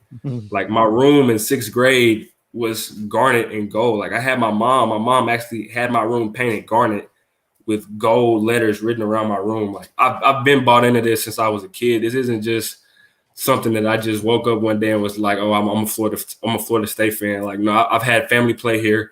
I've cried because of losses. I remember being 10 years old crying because we lost in the Rose Bowl to Oregon and Marcus Mariota. Like, this is something I've been bought into. I remember the highs. I remember the lows. I remember everything, man. So I did too, Chris. That game was ugly. Yeah, I don't think any commit has been as bought in as I've been. Like, when I made my decision to commit, like, that was it. Like, that's what it is. Like, there's no flipping. The schools that I got offered by 2 schools like last week or something like that. I let them know. I reiterated to them. My head coach reiterated to them, like, he'll accept the offer, just out of being respectful and things like that. I don't want to be an a-hole, but at the same time, since they offered me, I haven't talked to any of those coaches since. Like, it was just, that's what it was. So they understand what the deal is, and they know I'm coming to Florida State. I don't want to interrupt you or anything, but I also think it's irritating. I think it would be irritating on your point, and I know you probably won't say it, but it'd be irritating to me if I can't just say, hey, this is something huge for me. I'm getting offered from these colleges across the whole country. That's something that I would at least like to share and say that I did that. That's an accomplishment for me. Yeah. I'm not going over there and committing. I'm not leaving. Yeah. I'm just sharing something that's probably very special to me, not only special to you, but your family, the ones that support you, your trainers, your coaches, everybody. It's fair that you can share that. I know social media nowadays, oh my God, he can't share a picture or share that he's been offered by another college, God forbid. Yeah, it's a blessing. It's a blessing, man. It's just a testament of all the hard work that I've put in and all the hard work that I'm going to continue to put in. That's basically what Coach Norvell, said to me when I was on the phone. Like, once I got the 2 offers, I let Coach Norvell know, I let Coach Atkins know, and I let Coach Tokars know, like, hey, these schools offered me, and I don't want to like rub any of you guys like the wrong way, but I'm just going to post, out of respect for them. They were 100% understanding. They were supportive of me getting the offers because they understand what I've been through, throughout my high school career. Coach Norvell, he knows my story. He was scouting me my freshman year. Him and Coach Dillingham started recruiting me my sophomore year when I transferred to Ravenwood. I got offered in the summer, and like 3 weeks later, I ended up visiting Florida State. So like, this is something, I've had a great relationship with the coaches, super supportive. They understood. As long as they understand it, as long as my family's in the loop and the coaches and the trainers that are in my circle, that's all that matters, man. So, but yeah, like I said, those coaches, they understand what the deal is. They call my head coach. He lets them know he understands how committed I am to Florida State. This is where I want to be. That's it. Yeah, that's where I want to be. Florida State's where I want to play for. I don't want to play for any other program, and they understand that. And it's not about disrespect or anything like that. It's just this is the way I've pictured my life since I was a kid, and it's all coming full circle, and it's all happening. So it's just it's what it is, man. And I'm just soaking it all in. Yeah, I'm just blessed to be in this position. Yeah. Anything else from D-Lou or UVZ? I think that's it. I mean, we've had Chris. Chris, you've been here for nearly an hour. I just want to say, thanks again. And I haven't even felt like it, really. Thank y'all, man. I love doing stuff like this. I listen to podcasts like all the time. Like I've really gotten into podcasts like during this year. Because I feel like every time I hop on a podcast, I learn something, with the people I've listened to. So for me to be a part of a podcast, it's fun. So I love doing things like this. So when you guys wanted to get me back on, we tried to do it last week or 2 weeks ago. My schedule got messed up, and then luckily with the snow and things like that, my workouts tonight got canceled. And so school got canceled. So I'm just here chilling, man. I have nothing else to do except for watch movies and play video games. So tonight. Yeah, this was the perfect night, man. I'm glad I hopped on, man. I'm appreciative of y'all, man. Just helping me, putting my name out there, posting things like that, and for Florida State fans to see. So thank y'all, bro. Thank y'all, especially Dustin and Logan, man. I talk to y'all often, so appreciate y'all, man. Yes, sir. Absolutely. I'm glad you got to come on here and talk some Knowles and also talk about just answer some big time questions that the YouTube chat was able to give you, and some good stuff there, and talk about family and the family. The big thing about you is family, and not only at Florida State but along with the ones that are in that house right now. That's what it's all about, man. That's what it's all about. And that's part of the reason why I wanted to come to Florida State. Coach Norvell, he reminds me a lot of my dad. With the way that he let me know that he was going to be tough on me and push me to be the best Chris Parson that I can be. That's something that I get from my dad every single day, man. He doesn't let me BS. He's super tough on me, super hard on me. Sometimes I don't like it, but he's just molding me to be the best person I can be every day. So I see that a lot with Coach Norvell. So once I saw that connection right there, I knew this was somewhere that was gonna help me, reach my goals and achieve my dreams. That's the same thing I have to do with my son Dustin every day. So and it's not I'm working. Older than you, cool. I can tell you, it's not working. It's not working, Chris. I got a long ways to Logan, go with you this funny, one. bro. You funny, man. No, but Chris, appreciate you hopping on here, and you want to be here without if we didn't have Dustin. So I got to give recognition to Dustin. Man, Dustin is the GOAT, man. We talk. D-Lou is the GOAT. That's my dog, man. That's my guy. That's my guy right there. That's Chris, I just want to say, always a class act, man, and I'm glad the fan base is starting to realize they got something special coming in. Yeah, appreciate y'all, man. Nate, anything from you before he hops off so he can play some video games? Enjoy his 3-day weekend. He needs to go call Coach Tokars first. Yeah, man. When I hop on, I'm hitting up Coach Tokars for sure. He probably was listening. He's probably watching. I'm gonna hit him up for sure. Hey, he just texted me. He just texted me 2 minutes ago. Tell him I said text me back. That's my dog, man. He probably still on here if he just texted me. He probably just heard you say that. But Coach Tokars, that's my guy, man. Man, that's my dog, man. Nothing but great things to say about him, and I can't wait to play for him. That's my guy. All thing I say is, man, congrats on all the success so far, bro. Yes, sir. Thank you. Excited have a kid that's got his stuff straight, knows what he wants to do, and the most important position on the field of football. Got to have that person who wants to be the unquestioned leader. So yes, sir. It's great to see. Yes, sir. Yes, sir. I'm sure we'll have you back on here a few times in the future. For sure. And anytime, man. I love doing this stuff, man. Anytime, man. The only way I'll advocate for you, though, is if you come to Team Boneless. Come where? Team Boneless. No. Man. No, don't fall for it, Chris. That's a work in progress. You're going to have to recruit me. You gotta put your best pitch in for me to join that's easy. That's easy. Try 10-piece or something. The 10-piece of the Tennessee. For sure. All right, Chris, let's get you out of here. Appreciate you hopping on. We'll be in touch soon. Thank y'all, man. Get you on back soon for sure. For sure. Go Noles, man. Appreciate all the love and support from the fans. Go Noles, baby. For sure. Yes, sir. See you, Chris. All right, later, bro. Chris. I'll see y'all. Well, that was great. Chris, always a great interview. Always a great interview on here. I mean, he answers longer than NFL players do. That was probably top 3 longest interviews we've ever had on here this year, I would assume. Yeah. No, he gives a lot of information always, which I love. I was going to say, I enjoy that because he really gives you a good inside look into what's going on and, what he thinks about these new promotions with Coach Tokars, Coach Atkins, and how he personally is involved with PC's not good. Trying to build this 2023 class. Dog, I am tired. You're on a losing streak. Has your screen been frozen, or have you been here the whole time? I've been here. He's didn't have any questions for Chris tonight? He's still depressed from this. I'm still mentally. I'm still in Atlanta because that's where I was last week. Oh God, that sucks. Yeah, I'm still mentally in Atlanta. No hate to Atlanta people that live there. I'm sorry. No, you've done a lot of driving. He's still trying to figure out what went wrong. Yeah. No, just to recap my last 8 days. I was in Atlanta for 3 days covering the FSU Georgia Tech game. Stayed there to work at the store I work for does open a location in Atlanta, so I stayed there to work there for a couple of days. Drove back to Charlotte, worked there for a few days. Went to the Clemson game last night. Drove back last night, so it's been a heck of an 8 days. I've seen enough of I-85 in South Carolina to last me the rest of my life. Nice. What's that, like a 2-hour drive? It's depending on traffic, 2.5 to 3. Mm-hmm. It was raining last night too. I-85 is the worst. It's terrible, man. Mm-hmm. I want to do terrible things every time I'm on I-85. Oh my God, Jesus! I'm never on there with you while you're driving. Jesus Christ, kamikaze. It's bad. It's always under construction, and it's 50-mile-an-hour speed limits. It's like I-4. It's worse than I-4. At least I-4 is 3 lanes. That's tough.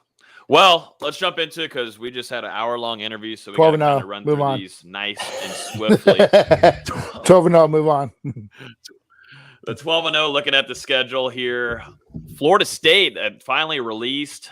You start off with the Dukes on August 27th. That's week 0, by the way. If everybody's counting, that's week 0. Florida State will be facing off then. Then they go and face in a neutral, in quote, neutral site game in New Orleans against LSU. And then we really get the good stuff here. So Florida State goes on a bye week on September 10th. On September 16th, after that bye, they go to Louisville.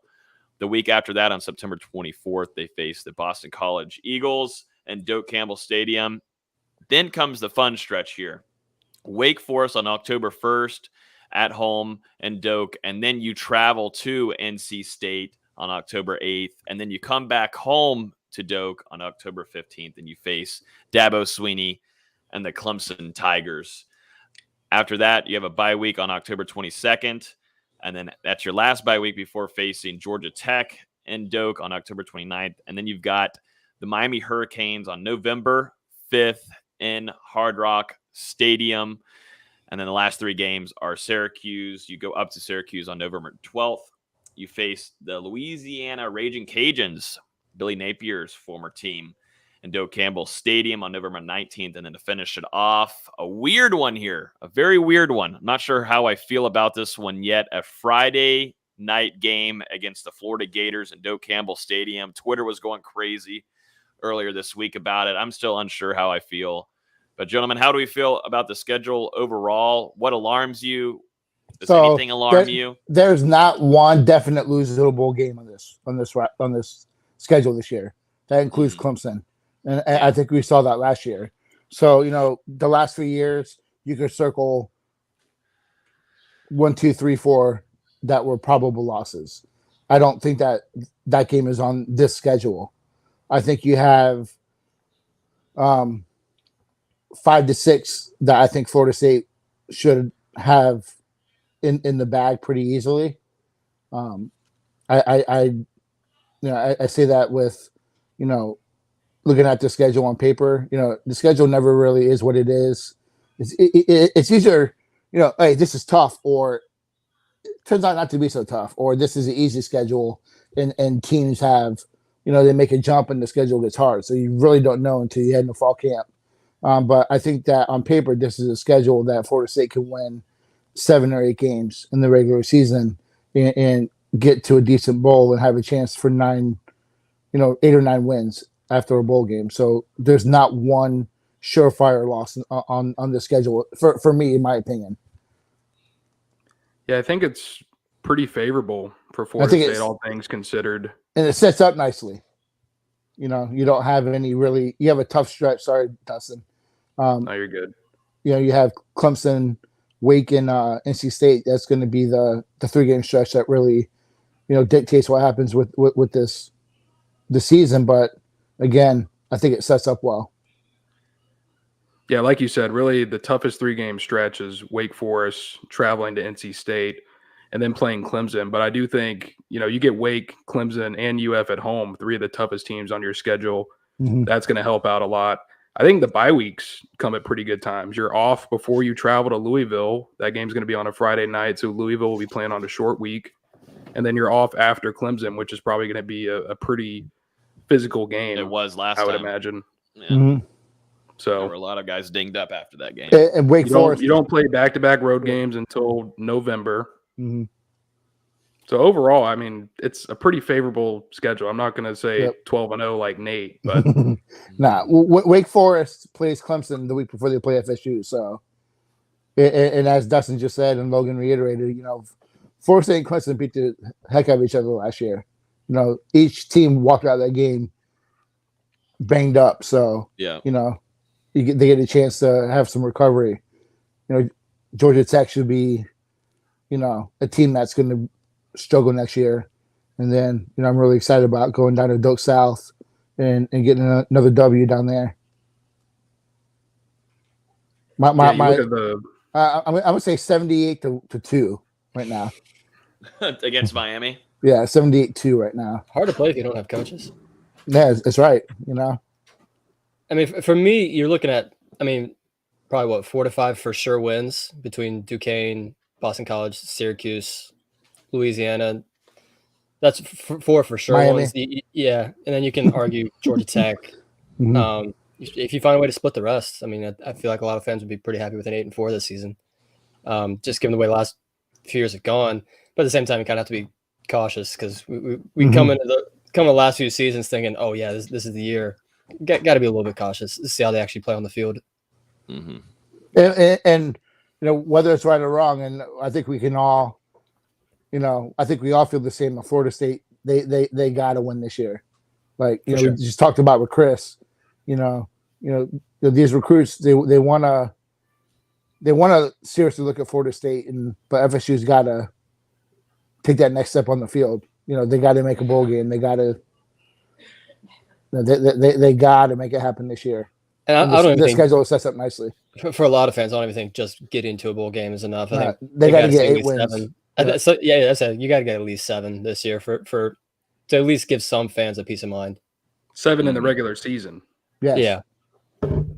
I think if you get to 8-4 in the regular season, I think almost every fan would be satisfied with that. The way the last few years have gone. And that leads up. That leads far off last year. Yeah. Sorry, Logan. No, you're good. Yeah, had Travis not gotten hurt with Florida, you're looking at 6-6. Or if you just defend the Hail Mary against. No, don't even bring it up. Don't even bring it up. Not even Hail Mary. If you defend the 4 verticals. Yeah. We'll move on here from this because there's still quite a bit to talk about. Player interviews this week. We got to hear from some newcomers, including AJ Duffy, Sam McCall, Azaria Thomas also, which was a great interview. Sam McCall, I think the biggest thing to take away from these guys, they were kind of a little bit more short. These guys are newcomers coming in, so still getting used to the media, so some short answers. But number one thing from Sam McCall, he said he's going to be starting at corner. Coach Woodson wants him over at corner, not safety.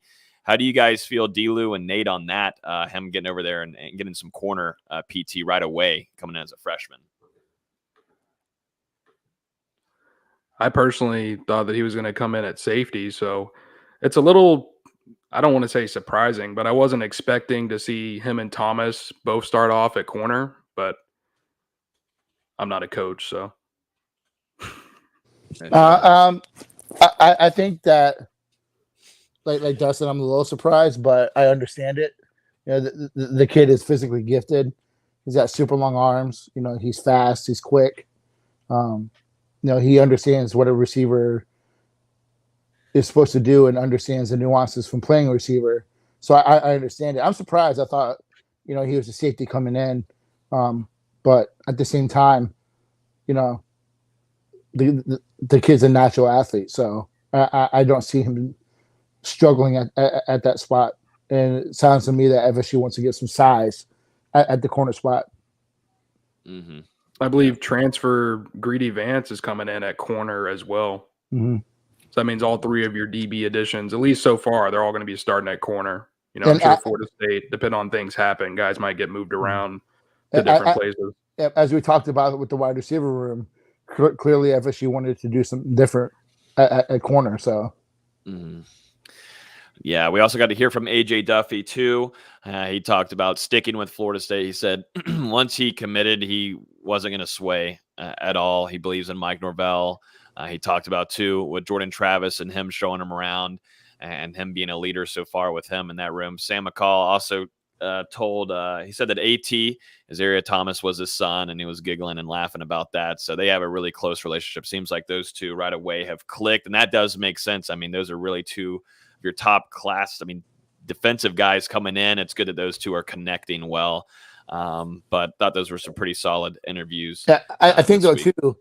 I don't know if you guys would agree or not. I think with Robinson coming back, I think if he decided to go pro, I think one of those guys would have been at safety. But I think you like Jamie, you like Cindy Williams and what he's done. Travis Jay. If he can figure some stuff out, there's talent back there too. And Florida State did have some attrition at corner, and there's always a couple possible more. So you never know how that's going to all unfold. Yeah, exactly.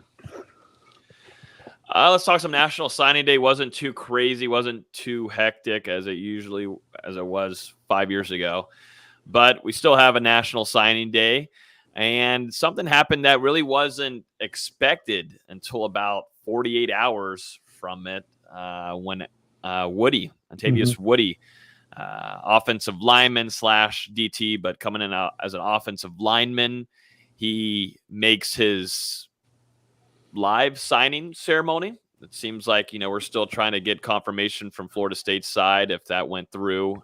Just trying to understand what that means. But we did see Mike Norvell retweet his tweet of the picture of him signing. We saw Coach Atkins on the IG Live. He was also retweeted one of my tweets of a highlight of Woody after the signing ceremony was over. But yeah, this one kind of came to a surprise. I mean, we talked about it all during the offseason, Nate. Yeah, we talked about him very highly during the offseason. If all things, you got the whole grades thing. Let's kind of block that out and just talk about him as a player. Say things go well, they go well, boom. Mm-hmm. But can we talk about just as a player? He could be a 3-year starter as either a guard or a defensive tackle, and he could be all conference, all American type player at both, in my opinion. I like him more as a D tackle. The kid is super violent. I think the comps to Timmy Jernigan are a little bit. I think it's fair, in terms of the way he can use his hands and the way that he just is mean on the field. But when you look at that offensive line and what FSU wants to do, man, they did an awesome job addressing that whole across the board between the guys, the high school kids and the kids they brought in from the portal. So great signing because the kid's a really good player.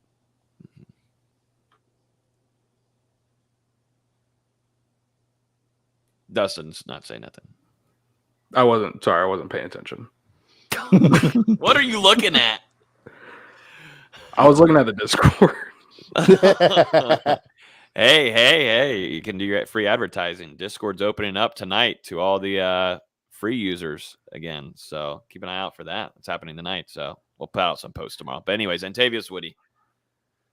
Yeah, it's going to come down What do you think, Austin? It's going to come down to how his grades look in May, I think. Yep. Yeah. We'll see. But if you do get him in the fold and officially signed in 2 Florida State, that means that FSU signed 6 high school offensive linemen in this class, the most since 2016. And it really just shows the amount of work that Coach Atkins has put in and how much these recruits really believe in him to get 6 high school signees, the 2 transfers on top of that, and just really over the last 2 or 3 classes, how he's rebuilt and retooled that offensive line room. I mean, you look back to 2019, 2018, that position group was one of the worst in the entire country. Not just the ACC, at Cabbage, not just the Power 5, in the entire country.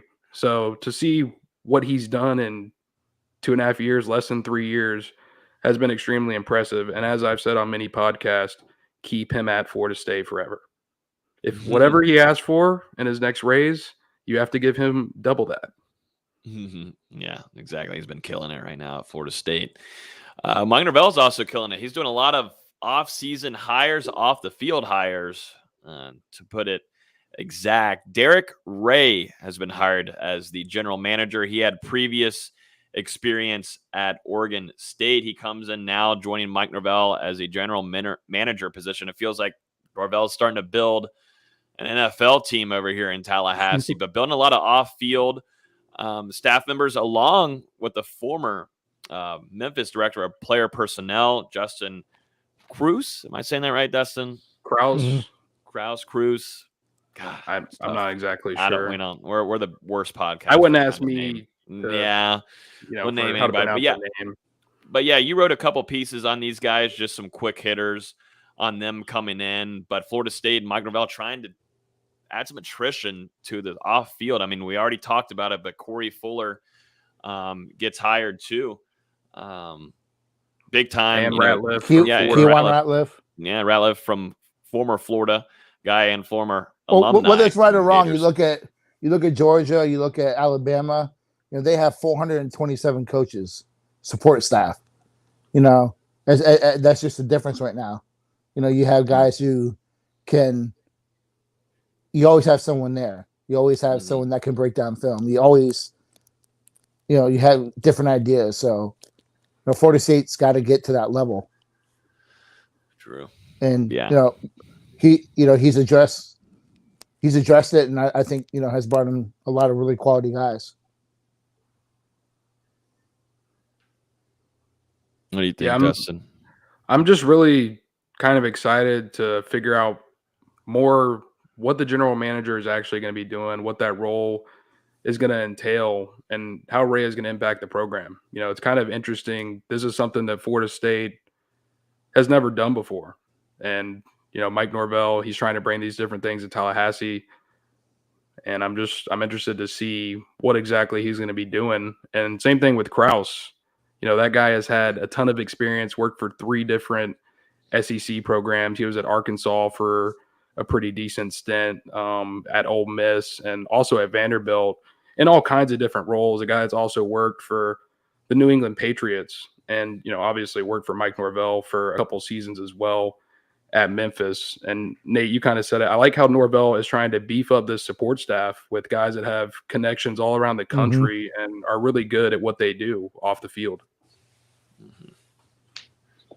On the whole army there on the off-field side of things for Mike Norvell right now. And you need it because we saw, sorry, Nate, but we saw what happened on early signing day. There was some failures, and Florida State, they didn't win some recruiting battles that they thought they were going to come out on top of. It was necessary to beef up that support staff this offseason, get more guys in the building that can just keep help building this thing into what Mike Norvell wants it to be. I think that wraps up practically all the quick hitters. We talked about the Super Bowl coming up with Auden Tate, Jalen Ramsey, Cam Akers. We'll be able to give our prediction next week for that, so we don't have to do that. But shout out to those guys. I personally, the Burrow story is great. I couldn't give a damn. I'm a Steelers fan, so I don't give a shit about Joe Burrow. Sorry. But I'm all in for the Jalen Ramsey and Cam Akers to get a ring. Recruiting kind of amps up things, helps out Florida State on that side of thing. I don't understand why all the FSU fans are just – I want to say a term, but I'm not going to say it, but are just really liking Joe Burrow whenever they've got 2 really talented former Noles in the contingents of winning the Super Bowl. But that's just me, and I also don't like the Bengals. Screw them. Go Rams. But shout out to that. And then Derwin James, you're one of your favorite players ever. Nate, he's moving his number back to 3. He's going from 33 to 3. I like it. Along with Dalvin going back to number 4, too. He's kind of like extra confirmed it, but Dalvin back to 4 and Derwin James back to 3. I decided against wearing the Bengals hat because I don't like to wear the color orange. So, good, smart idea. That's another reason why I don't like the Bengals. But and what 4 former Noles in the Pro Bowl as well, right, Logan? Yeah, Derwin was just there. He was doing some video today, and then you've also got Josh Sweat. I was about to say, shout out Josh Sweat, man. Yeah, what a journey for that kid, man. I overcame a lot from that knee injury to high school to he was just in the hospital 3 weeks ago. Yeah, it's a hell of a journey for that kid. Another kid who almost lost his leg. Had a massive, severe injury. Number 1 recruit in the country. He recovers, starts as a freshman after that injury, and leaves early, gets drafted. Now he's in the Pro Bowl. So, shout out to him, man. Great story. Absolutely. Awesome. Love hearing that. Before we jump into basketball, make sure you guys hit that like button. If you're on YouTube right now, hit the like button. Hit it. Don't leave us. I know it's sad to talk basketball right now, but Austin's gonna. I'm excited, man. He's gonna take us, but hit the like button. Hit the like button now before you leave. We definitely appreciate it. But VZ, real quick though. Oh, Dustin's got some breaking news. Well, no, we didn't. You didn't mention Jermaine Johnson going to be in the Senior Bowl this weekend. He's been dominating in practice all weekend. Looks like he's going to be a guy that rises up in the draft boards. We think he's a first-round selection. We'll see how it turns out. I've seen him mocked between the first and the second for the most part. But you've got to think with what he's doing in these practices. Locked it up. Yeah, and that game will be on Saturday, so make sure to tune in and watch him. And actually right now, while we're recording this show, Deshaun Corbin is playing in the East-West Shrine Bowl. He got invited to the 2022 NFL Combine. I believe it was yesterday. And you can expect Jermaine Johnson and Keir Thomas and maybe a few other guys to get those invitations in the near future. Absolutely. And Jermaine Johnson's just like, it's not even, it's funny. He's ragdolling those guys. Yeah. Bull rush and then showing the stuff with their hands. Fair. I love it. That's all I got, though. Now you can talk some basketball, Austin. I don't even want to. I know. Welcome back to the show. Welcome back. He tried to get out of it last week, which he did get out of it last week after. I didn't have Wi-Fi. For some reason, no matter where I was in Atlanta, I didn't have cell coverage. I didn't have Wi-Fi. Like, I had nothing. What brand hotel did you stay at? Yeah, what hotel were you? The first night I stayed at my cousin's apartment, and the second night I stayed at someone from the store's apartment. Well, why don't you stay in a damn hotel? Sorry. Do you people that live in apartments don't have Wi-Fi? You with all that shoe plug, you're the shoe plug. You can't get a damn hotel in Atlanta. I'm gonna save money whenever I can save money. People in apartments don't have Wi-Fi? The first one did, but it was terrible. Like, I couldn't download anything. I couldn't stream anything. It was horrible. What about hotspot? I don't pay for a hotspot. It's not worth it. It's just not worth it. Logan, man, you need to get this guy, I'm gonna have to get him a damn stipend. Room. You have to get him a stipend for traveling, bro. I got you. I was on I-85 for 15 hours in the last 8 days. I didn't tell you to drive. Now I did not tell you to drive. Well, then pay for my flight. But let's keep this going. Huh? What? Oh fuck! I'm choking. Sorry, but I'm actually choking. But lead us into some basketball so I can not cough in the mic. Before we talk about any games, you guys didn't talk about Malik last week because the news came out after. Old news at this point: Malik Osborne is out for the season. He had ankle surgery today. Just from conversations I've had with him and from people around it, they kind of get the feeling it should have been done a couple weeks ago. But he's shut down now.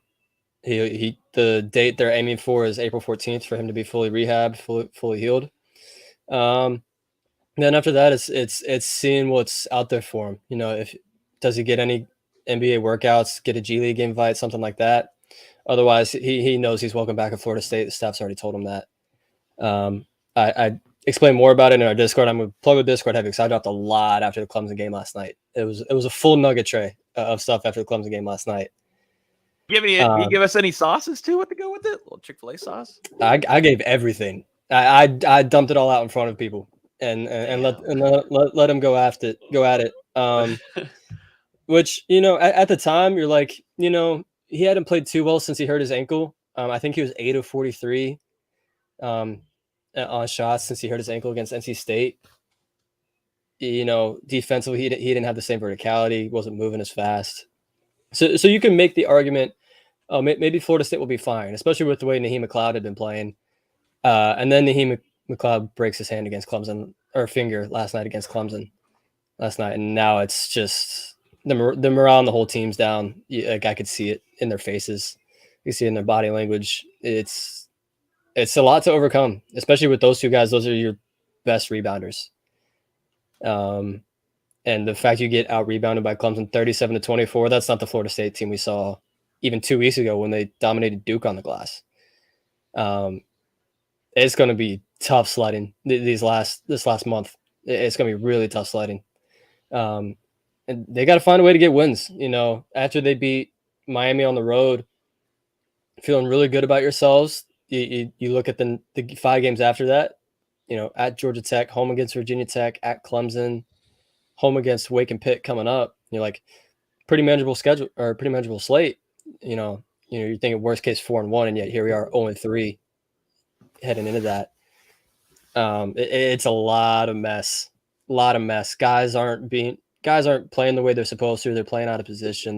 They're jumping at the ball in defense. They're too far up the lane. They're trying to go for the steal and then leave their man open.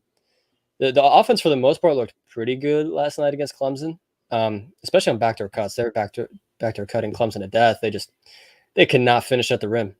They missed 3 basically dunks or layups, just right at the rim wide open. And when you lose by 6, missing 3 layups, that's the difference in the game, pretty much. Obviously, there's more factors that go into that throughout the course of the game, like, getting a 5-second violation with a minute and a half left doesn't help. Getting a rebound down 2 and having it poked off your own shin doesn't help. It's a whole bunch of mess. It's the best way to describe it. And they got a lot of recovery to do. I mean, we sat on this podcast 2 weeks ago thinking, wow, Florida State finally turned it around. And yet here we are on February 3rd going, what the hell is this team going to do? It's crazy how fast college basketball can change. Yeah, it's ridiculous, man. I mean, like you just said, we were on here thinking, holy smokes. FSU was number 1 in the ACC like 10 days ago. Now you're ninth. Ninth? Ninth. Yeah, no, it dropped quick. You went from 1st to 9th in a span of 11 days-ish. That's crazy. I don't have any words for it. I really don't. It's a proud program that's really struggling right now. Just talking to some of the veterans last night and guys that have been in that program since I was a manager there, like that are still on the support staff. It's something they don't know really how to react to. It's something that they don't want their legacy defined by. And it's going to be interesting to see what happens these last 9 games. Especially after you play Wake and Pitt, you got a pretty tough stretch after that. At UNC, home against Clemson, at Duke, at BC, at Virginia. 4 road games out of 5 that's a tough ask for a team that needs to win at minimum 7 before the ACC tournament to even have a chance at the bubble. That is a tough task. Tough task. Especially with the best rebounders. Is there anything Florida State can try and do to mitigate the loss of the big men? Because obviously the front court, the depth there is not what it is at the guards. I mean, Harrison's played really well. I mean, for a walk-on, Harrison Priota's played about as well as you could ask, but they got to find a way to get rebounds. Polite's been rebounding well for his position. You normally don't ask your shooting guard and small forward to rebound like he does. But really it's going to come down to John Butler, Cam Fletcher, Wyatt when he plays, Tenor Engon. Those guys just have to be more aggressive and attack the glass. You can't allow Clemson to out-rebound you by 13. And then on the same point, Florida State has to close halves better. You can argue Florida State lost these last 3 games in the last 4 minutes of the first half. I tweeted at halftime yesterday, in the last 3 games of the last 4 minutes at halftime, they're minus 27 and have allowed 42 points in that 12-minute stretch. That's embarrassing for a Leonard Hamilton team that, Leonard Hamilton prides himself on defense and his team's playing great defense. His team's getting shredded in the last 4 minutes. You can't have that going into halftime. You're digging yourself such a big hole to try and overcome, and it's tough to do that game after game. They've really got to start closing halves better, and I don't really know a way you can fix that other than playing harder, locking in. Don't look forward to a break. Go play basketball. Mm-hmm. There's a question on here from Michael. Serious question, Austin. Are we a double-digit seed or NIT? I mean, right now it's NIT. If this team doesn't get figured out, they're going to the NIT. I've been saying the magic number is 21, and they're sitting at 13-8 right now, I believe. So that's 7-2 in the regular season, then winning one the ACC tournament. That maybe gets you there. So they got to turn it around fast, and I mean fast. What you doing, bro? I don't know. Well, what's up with Patrick's asking if I just took a bump on the live stream.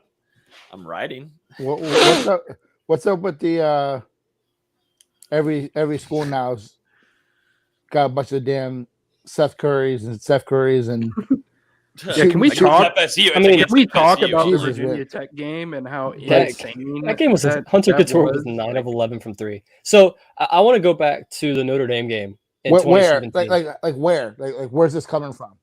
I want to take this back to the Notre Dame game in 2017 when we played Notre Dame at home. Notre Dame shot 71% from 3, and Florida State still found a way to win.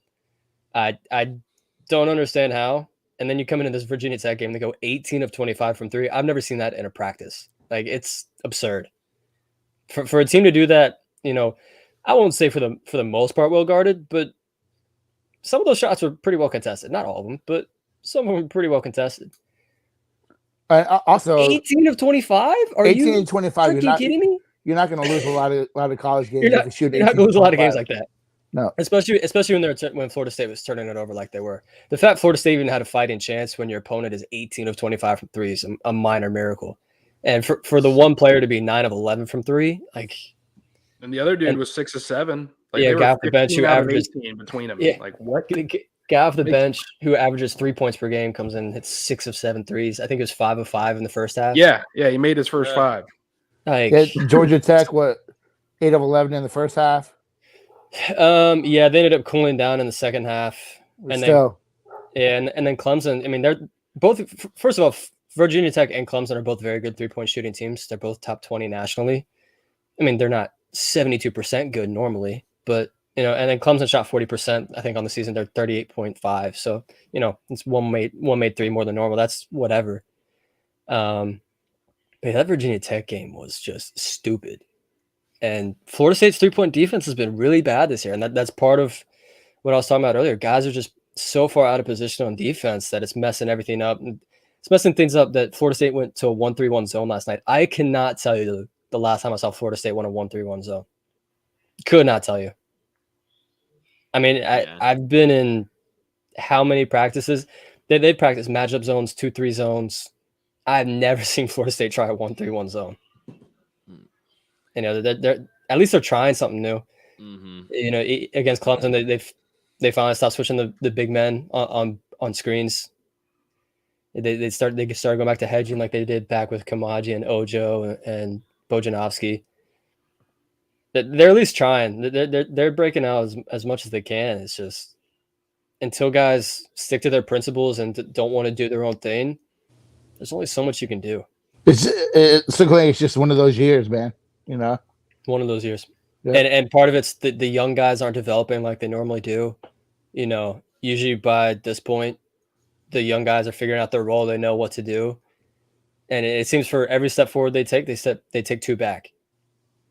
And it's frustrating as hell for me to watch. I can't imagine what it's like for the coaches. Mm-hmm. It's just the stars realigning, bro. I'm telling you, man. Got to take it in, man. I hate Serbia, man. I can't stand Serbia. I mean, it's been a butterfly effect pretty much since Ike transferred, if you want to go back and think about it. I was planning on doing a little article about this, but Ike transferring makes more playing room for Fiondu. Fiondu balls out, leaves early to draft. That means Balsha starts playing earlier than he's supposed to. He leaves after 2 years. It's been a butterfly effect ever since Ike left, really. Mm-hmm. And really, you can even look at you could even look at guys like Patrick Williams leaving early. I don't think anybody thought he'd be a one and done when he signed. Instead, he just absolutely kills the draft process. Ends up being the 4th overall pick. Scotty Barnes, Scotty Barnes. If COVID doesn't happen, he's playing like he is now in Toronto. And the coaches fully believe that if COVID doesn't hit that offseason, they're able to work him in the rotation and the plays like they want him to. And they think they can go much deeper in the tournament than they end up going. Yeah, real quick, Dustin. Pick, which that wasn't a surprise. But Dustin, what do you think about Scotty Barnes? You've been the exact opposite of what you thought he was going to be in the pros. It's having a good year so far. I've given him I feel like I've given him a lot of respect on the podcast for what he's done in the NBA. He's right up there to win Rookie of the Year. And it's a 3-man race at this point. Yeah. right up there with Franz Wagner and the guy Evan Mobley. Mm-hmm. But he's right up there in that mix. And if you look at it, his jump shot fundamentally it's changed a little bit. He's actually knocking down some threes. He looks confident with his shot. To me, he looks everything that he wasn't at Florida State. You know, he was a little bit, I thought, timid to shoot at times at FSU. And I don't know. He's taking some steps forward in his development. Toronto always does really good over there with Nick Nurse. And that's why I was so happy he got drafted by Toronto. I didn't think it was going to happen. I mean, because you can go back to our podcast before the draft happened. I'm like, if he goes to Toronto or Cleveland, I think it's a perfect fit. But I'm like, it's probably going to be Orlando. He goes to Toronto. It's been amazing for him. It's just perfect for him because he fits that culture so well. You know, as a guy that feeds off the moment. I know Toronto doesn't have many crowds right now because of COVID, but when they get crowds back in that arena, you know, he's going to be the Toronto player, and that's huge for him. Yeah, and the brand for FSU basketball too. Keep killing it. Speaking of the brand for FSU basketball, Trent Forrest has been hooping. Yeah, recently. I've been following that. I think he's had 2 18-point games last week. And I mean, that's would be most excited for. I mean, deserving. You know, hats off to him. That's awesome. Absolutely. I think he's still on a 2-way contract, which is the thing that he is crazy. So he has to go back to the G League at some point. Isn't Vassell doing really good too now? Yeah, Pop's given him a lot of praise recently. Which I think we all saw that coming, that Devin in San Antonio was the perfect fit. You know, Turk's been getting a lot of love in the G League. He's been killing it over there. I think last week he had close to triple doubles, like 18, 14, and 9 or something. Wow. He's playing really well there. Jeez. How's Balsa doing? I don't want to talk about him. It's all his fault, man. It's still a sore subject. If you put Balsa on this team, a lot of things are solved. Yeah. And I wish Pat was healthy. I really, really wish Pat was healthy the way Chicago's playing. Yeah, as a Bulls fan, has there been any updates on him? Finally back. I haven't seen one. Let me see if I can find one real quick. I'm sorry, man.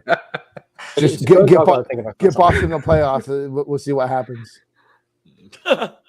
Hey, we're 9th seed right now. Technically, we'd make it. Play-in game, baby. Oh wow, he's out for the regular season. Oh damn. So that's tough. Which I thought, because I know they tried to get an injury exemption for him. It was a pretty severe wrist injury. Yeah. Damn. So breaking news here to end off the pod. Doug Peterson. Any Jags fans? I'm sure there's some Jags fans here. That is going to be your next head coach in Jacksonville. Duval continuing to embarrass himself. I think that's a solid hire. That's not a bad hire, dude. That's a solid hire. But you left things going to go right with Leftwich. So I think Leftwich wants to go coach Jameis. Leftwich wants to be in Jacksonville. He just doesn't want to be under Balky. I think Leftwich interview with them is like, hell no, man. Yeah, Balky's. it all comes down to Balky. I'll wait for Bruce Arians to step down. I'll tell you, I'll stay here. Yeah, I don't blame him. I really don't. And the Vikings hired they haven't officially hired him, but O'Connell, offensive coordinator from the Rams. It seems like that's going in y'all's favor for. I really wanted it to be Harbaugh. I really did. I'm track. When all the rumors were surfacing, I really wanted it to be Harbaugh. Did you really? I wonder how many recruits were like, man, on National Signing Day, the coach I'm supposed to go play for.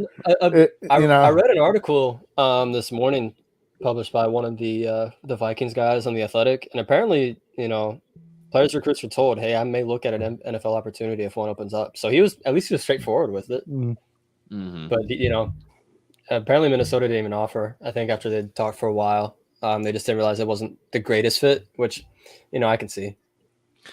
Yeah, I'm watching.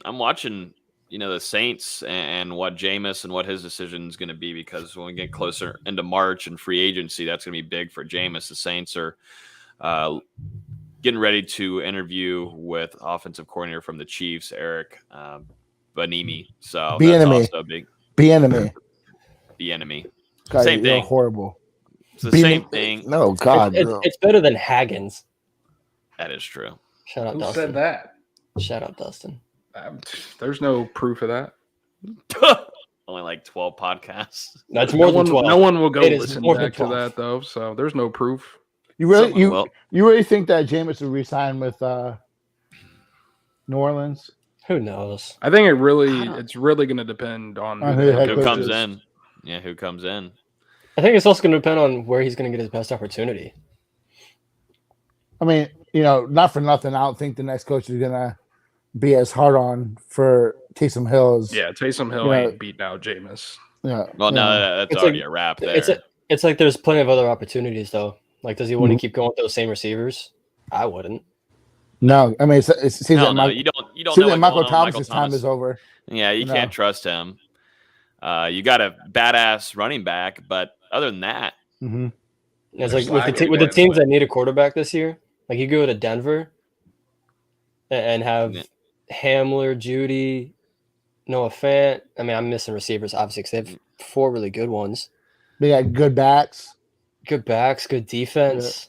I'm not gonna lie, Pittsburgh has a couple dudes, couple skill players. I want to see him go somewhere. A young running back and a young quarterback together. I want to see him go somewhere where, he can win and prove a lot of people wrong. That's what I think Denver's a great fit because their defense was phenomenal last year. They just not Pittsburgh. Okay, so we'll cross that off. Get out of here! Or even if Cleveland wants to move on from Baker. Yeah, I mean, Cleveland's got talent.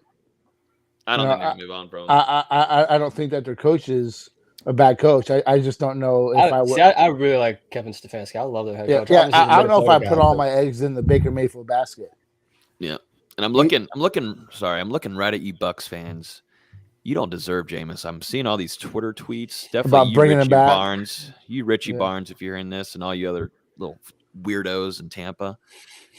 You don't deserve Jameis. We'll pull up your old tweets. Yeah, we'll pull up all of your tweets, all of your things, everything, DMs, everything. I don't give a damn. All the text, I'll even just screw up everything and go to jail for this. You don't deserve Jameis. So if you keep on trying to say, now that Tom Brady's gone, all your little hula, that was fun while it lasted. I mean, you think Carolina's a stable situation? It seems like Matt Rule might be a little bit on the chopping block. That's true, but at least you got some receiver talent and DJ Moore and Robbie Anderson, CJ McCaffrey if he can ever find a way to stay healthy. What about Minnesota? We got a lot to figure out. I don't want him behind that offensive line either. Dalvin, the line's getting better. We need a better guard, and it'll be fine. The tackles are good, and O'Neal and Darisaw. I mean, would you take him in Minnesota? Take him over Cousins because I know it's going to be a third of the contract. Well, also too, I mean, getting that ball down the field to Jefferson would be pretty ridiculous. Thielen, Irv Smith, KJ Osborne had a good season. Jameis and Dalvin back together again. That's what I want. I would flip, but I don't think it's going to happen. You've already got one. It's an outside chance. No, we do not have one. Cousins is not one. I'm saying you've already got a null. But Cousins is going to be there unless something happens. Okay. Well, you don't get to have I'm going to put this on here now. And you had to save your roads. If the Raiders part ways with Derek Carr, they shouldn't. They shouldn't, but that'd be interesting. Jameis out at the Raiders. Garoppolo too will be open. Yeah, I mean they just have to Trey Lance. I don't see them investing in another quarterback. I think Garoppolo is going to end up at Tampa. That'd be something like that. I would love it. That'd be ironic. They deserve it. No, they deserve Kirk Cousins is what they deserve. Oh my gosh. Well, I think that's going to wrap up everything. No, they deserve to go Kyle Trask. No, they deserve Kirk Cousins. Did you see him throwing those passes today in that Pro Bowl game? No. Oh my God, it's hysterical. I ain't paying attention to the Pro Bowl. What do you think? No, I'm not either. But it kept popping up on timeline because I follow. What the skills contest or whatever. Yeah, so they had like a board with like holes in it, and like each holes a different amount of points, and they put a defensive back in front of them. So like, of course, the defensive back was Derwin too. I'm pretty sure. And I don't think Cousins hit a single one. And everyone's like, "This guy's getting paid how many millions of dollars?" Yikes! That's a major yikes. Like he missed the biggest hole by like a foot. Yeah, that is. And it's not even that far away. It's like 10 yards away. Yeah. Well, I don't think that Mendoza. I think they should have moved away from the Redskins, but I think it was time. The Commanders, baby. I've seen a really good argument against the name. There's no other team in the NFL with oh man, what's the word, bro? You can't what's the nickname for Commanders? You can't really shorten it. The Manders. What? The Vikings? I guess Vikes. Vikes. Yeah, You call the Patriots the Pats. Everyone has something you can kind of shorten it The down Jets to. don't. The Jets are the Jets. The Colts. The Jets, the Colts. The Chiefs. 3 teams with 3 syllable names though. They have a really hard Texans? name to pronounce. What about Chargers? Commanders. The Jers. The Bronx. I'm talking That 3 article- syllables. That article's syllables. stupid.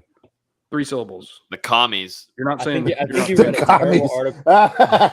F is Dan Snyder. I think the article you read was written by The Onion. Yeah, I don't know what that was. I I'll don't need know to what pull you're it back reading. up again. What you reading on your side? On the side. It was on NFL Reddit. I don't know. They should have Making gone sure with it's not on Red the Tails, SI I think. network, please. I know Red God. Tails was one of the finalists. They Well, should have gone with Dolphins. Fins. Logan, Oh, did didn't you you? read Not that article? Dolphs. I that did the not read it. Arkansas SI site put out? No, I don't want to even. I don't. Did any of you guys read it? Well, what happened? SI Arkansas wrote some recruiting article about, I guess there was a guy yesterday who already had issues coming into the day, and they knew he wasn't going to wind up with Arkansas, but he was committed, and he signed with Campbell, the Campbell Camels, and the Arkansas site made some kind of I don't even know. You'd have to go read it. It's a really Didn't Campbell finish the top 100 class? Yeah, I'm pretty sure they did, but They finished it was a really today. weird article. They were pretty much just trashing Campbell and being Yeah. this guy, he decided to spend his life here where they have, I don't know, Oh No, no, no, they it- went. dude, I'm Dude, telling you, it was Here's the thing. Campbell's in North Carolina. I'd rather live Yep. in North Carolina than Arkansas. Campbell signed former FSU quarterback commitment Chad Mascow. Oh yeah, we do remember him. Cool. IMG, former IMG. Former Yeah. number 29 overall recruit in the country, number 1 quarterback. Mm-hmm. That's why early recruiting rankings don't mean jack shit. Mm-hmm. We're there first from Nate Greer, lead recruiting insider, NoGameDay.com. I think that's going to wrap up everything for this evening. That was a long one. That was a 2-hour long Yeah, so podcast. My bed has been tempting me because it's literally 3 feet to my left. Chris I'm Parson's so better than tired. Arch Manning, man. Chris Parsons Oh no! Here we better go. than Arch Manning. Here we Chris go. Parson, #1 player in the last 4 classes. Oh god! Don't add on to it, Dustin. Look at it. I had to Oh, God. replace him with Travis Hunter. You know? No offense to Chris. Travis Hunter is that player. But we're talking about quarterback wise. I want Chris Parsons to go just rub Arch Manning's dick in the dirt at the Elite All right, 11. let's end this off. We've got to cut this off. Go Kinda weird to cut on say his about, tape, man. Go cut on teenagers. Arch Manning. Go cut on Arch Manning's tape, and because he's Manning is why he's. Oh yeah, bumps you up at least. Well, yeah. 10 spots. So my whole point is, I hope Chris goes to Elite 11 and smokes them like a pack of cools. I like that. See, that's better. That's better. Better? That's better. marginally better. Yeah. That's better. We can work with that. We're getting there. It's not the first thing he said. So No, we're improving. We're improving. All right, guys. Everybody, definitely appreciate y'all listening. Hey, I Go did good check in this out- podcast, man. You know, Yeah, you did. with- Yeah, it could have been with the worse. swearing. end it. Yeah, we could have been You did a good. good job. We could have- Pat yourself on the back. Thank you, Chris, for coming on. Appreciate you. We'll have some more with him. Make sure you guys go check out his journal. As always, you can listen to podcasts on iTunes, Google Play, Why are you speeding Spotify, up? You YouTube. trying to cut me off? And then yeah, we'll see you guys next Thursday night at 8:30. Hope everybody has a great weekend. Boneless buddies. Adios.